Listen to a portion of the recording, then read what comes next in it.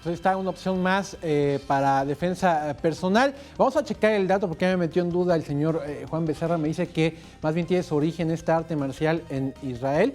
Y lo decía precisamente en ese entrevistado, ¿no? Que nace a raíz de la Segunda Guerra Mundial. Prometo ya para la noche tenerles exactamente el dato si fue en Brasil o en Israel, porque el señor Juan Becerra tuvo a bien meterme la duda y echar a perder mi sección, lo cual agradezco mucho.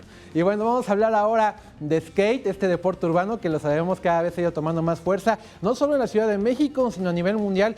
Tan es así que se realizan competencias internacionales. Este fin de semana el gimnasio Juan de la Barrera fue sede precisamente de uno de los principales eventos donde estuvieron los mejores skaters de la zona norte de nuestro continente. Lo ganó un mexicano. El gimnasio Juan de la Barrera, ubicado en la Ciudad de México, fue el escenario donde se llevó a cabo la gran final del Vans Royal Side Stripe. Más de 50 skaters de toda la República Mexicana se dieron cita a este evento, en el que estuvo acompañado por Steve Van Doren, hijo del fundador de Vans, Paul Van Doren. El concurso tenía una bolsa acumulada de 10,000 pesos al primer lugar, además de un galardón al mejor truco.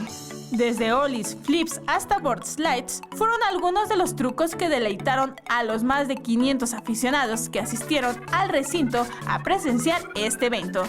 Tras casi 1 hora y media de competencia, el jurado dio a conocer a Jorge Soto Women como el nuevo ganador de esta edición del Vans Side Stripe, con una puntuación de 79.40, seguido de Fernán Origel con 79.15 y Gustavo Servín 78.98. Vianey Zárate, 21 Noticias.